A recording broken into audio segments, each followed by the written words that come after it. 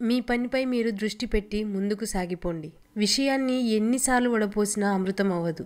అలాగే మనల్ని అర్థం చేసుకోలేని వాళ్లకు మన గురించి ఎంత చెప్పినా అది వ్యర్థమే కదా. వ్యక్తి ప్రదర్శించే ఉద్వేగాలు శారీరక మానసిక లక్షణాలను అనుసరించి అతడి వ్యక్తిత్వాన్ని అంచనా వేస్తారు. సాధారణంగా మనిషి ప్రవర్తించే తీరును బట్టి ఉన్నత నీచ వ్యక్తిత్వాలుగా భావిస్తారు. పూర్వం దేవతలు మానవులు రాక్షసుల వర్గాలుగా విడిపోయి జీవించేవారట.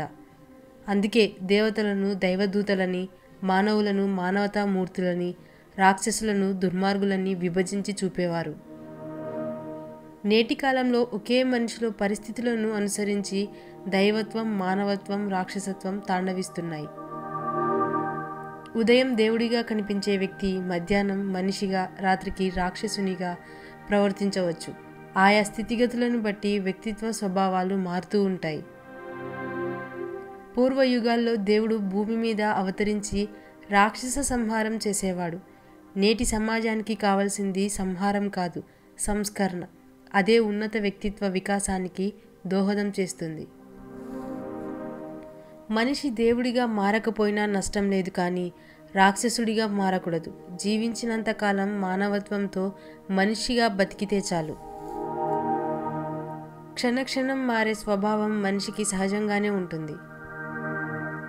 సృష్టిలోని ఇతర ప్రాణులు పుట్టినప్పటి నుంచి మరణించే వరకు తమ సహజ స్వభావాన్ని మార్చుకోవు. శాకాహార జంతువు మాంసాహారిగా మారదు. ఆకలితో చావునైనా కోరుతుంది, కానీ అలవాటు మార్చుకోదు. మొరగని కుక్క ఉండదు, విమర్శించని నోరు ఉండదు, ఈ రెండూ లేని చోటు ఉండదు. మనుషులు బుద్ధిజీవులు. తమ సంకల్ప వికల్పాలతో అభిష్టాలను, అభిప్రాయాలను మార్చుకుంటారు. మనిషికి మంచి ఆదర్శాన్ని ఆనందించే నిమిత్తం భగవంతుడు అనేక అవతారాలు ఎత్తాడు. శ్రీరాముడిగా వ్యక్తిగతంగా కుటుంబ విలువలకు ప్రాధాన్యం ఇచ్చాడు. కొడుకుగా, సోదరునిగా, మిత్రునిగా, ప్రభువుగా, చివరకు శత్రువుగా ఉత్తమంగా ఎలా ప్రవర్తించాలో ఆచరించి చూపాడు. సమాజంలో ప్రేమ, అనురాగం, ఆత్మీయతతో పాటు మంచివారికి సహకారం, దుర్మార్గులకు వినాశకరం తన జీవిత సందేశంగా శ్రీకృష్ణుడు అందించాడు. తెలివితేటలను ఎప్పుడూ నీ బ్రతుకును బాగు చేసుకోవడానికి వాడాలి, కానీ ఎదుటివారి బ్రతుకును నాశనం చేయడానికి కాదు. ప్రయత్నించడం అనేది మన ధర్మం, ఫలితం అనేది దైవ నిర్ణయం, పరిస్థితులు అనేవి కాల నిర్ణయం, ఎదుర్కోవడం అనేది మన మనోధైర్యం. నువ్వు ఎక్కువగా పట్టించుకుంటే ప్రతి ఒక్కటి బాధిస్తుంది.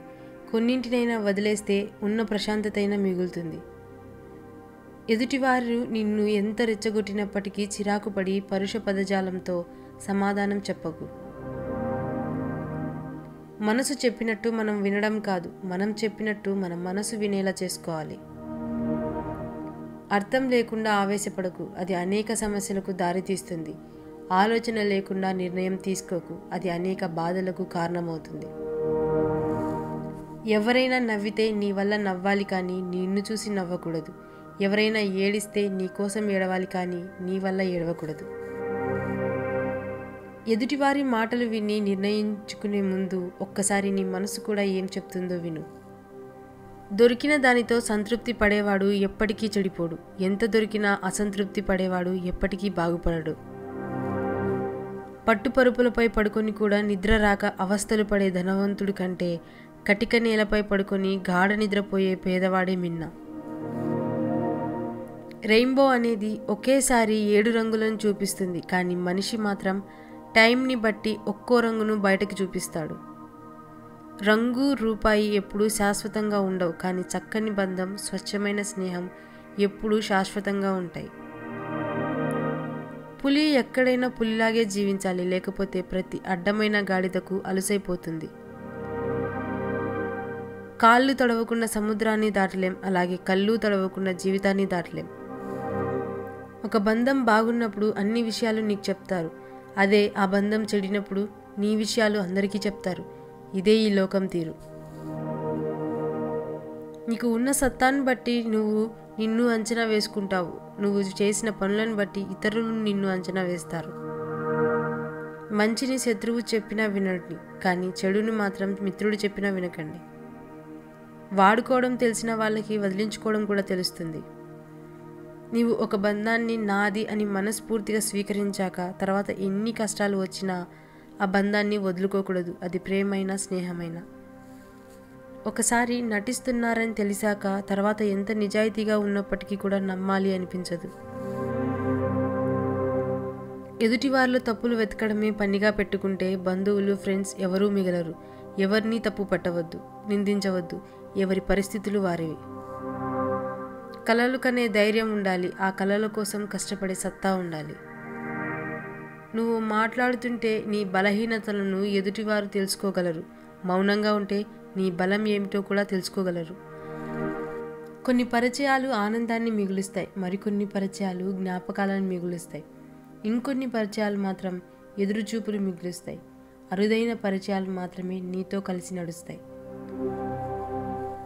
డబ్బు లేకుంటే నీ ఇంట్లోనే విలువ ఉండదు. అలాంటిది సమాజంలో ఎలా ఉంటుంది? ఇదివరకు మనుషుల గుణం చూసి దగ్గరయ్యేవాళ్ళు, కానీ ఇప్పుడు డబ్బును చూసి దగ్గరవుతున్నారు. కష్టంగా భావించే దాన్ని సాధించడం నేర్పు అంటారు. అసాధ్యంగా భావించే దాన్ని సాధించడం ప్రతిభ అంటారు. కష్టం అనేది శత్రువే, కానీ మిత్రులు ఎవరో చూపించి వెళ్తుంది. ఒక విధంగా కష్టం రావడం కూడా మంచిదే. ఎప్పుడూ భయపడుతూ ఉంటే బ్రతుకు భయపెడుతుంది. ప్రతిక్షణం నవ్వుతూ ఉంటే లైఫ్ మనకు తల వంచుతుంది. ప్రశంసలకు మరీ ఎక్కువగా పొంగిపోతున్నారంటే విమర్శ మిమ్మల్ని తీవ్రంగా బాధ పెట్టగలదని అర్థం. ప్రతిరోజు మంచి రోజు కాకపోవచ్చు, కానీ ప్రతిరోజు ఏదో ఒక మంచి విషయం మాత్రం ఖచ్చితంగా ఉంటుంది. కళ్ళతో చేసినవన్నీ నిజమని భ్రమపడకు. ఒక్కోసారి దూరం నుంచి చూస్తే ఉప్పు కూడా చక్కెరలాగే కనిపిస్తుంది. లోపాలు ఉన్నట్లయితే చెప్పాలి, కానీ తక్కువ చేసి మాట్లాడకు. ఎందుకంటే మనిషిగా పుట్టిన ప్రతి ఒక్కరికి ఏదో ఒక లోపం ఖచ్చితంగా ఉంటుంది. అవసరం ఉన్నా లేకున్నా ఎప్పుడు ఒకేలా ఉండండి. నీకు అందని దానికోసం ఆశపడకు. నీకు నచ్చని దానికోసం కష్టపడకు. నీకై కష్టపడేవారిని మర్చిపోకు. నిన్ను ఇష్టపడేవారిని వదులుకోకు. కోరికలను జయించాలి లేదా అదుపు చేసుకోవాలి. అప్పుడే మనసుకు ప్రశాంతత లభిస్తుంది. కోరికల వెంబడి పరిగెత్తినంత కాలం అశాంతి మాత్రమే దొరుకుతుంది. గుర్తుంచుకోండి. కొత్తగా ఏదైనా వచ్చాక పాతదాని వాల్యూ, రెస్పెక్ట్ పోతుంది. అది వస్తువైనా లేక ప్రేమ అయినా. బరువులు మోసేవాడి కంటే బాధ్యతలు మోసేవాడే గొప్పవాడు. మనీ ఉన్నవాడి కంటే మర్యాద తెలిసిన వాడే గొప్పవాడు. ఏ పనైనా కష్టపడితేనే పూర్తి అవుతుంది. కలలు కంటూ కూర్చుంటే అణువంతైనా ముందుకు వెళ్ళదు. కడుపులో పుట్టే ఆకలి, కళ్ళల్లో వచ్చే కన్నీరు, ఈ రెండు ఒక వ్యక్తి ఎదగడానికి చాలా బాగా ఉపయోగపడతాయి. కోరిక వేరు, లక్ష్యం వేరు. కోరిక తీరాలని పరిగెడితే ఎదురు దెబ్బలు తగులుతాయి. అదే లక్ష్యం నెరవేరాలని పరిగెడితే ఎదురొచ్చేదల్లా విజయమే.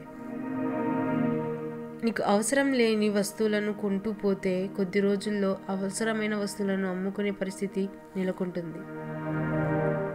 ఇంటి కోడలు వేరే కాపురం పెడితే సంస్కారం లేదు, పెంపకం సరిగ్గా లేదు అంటారు.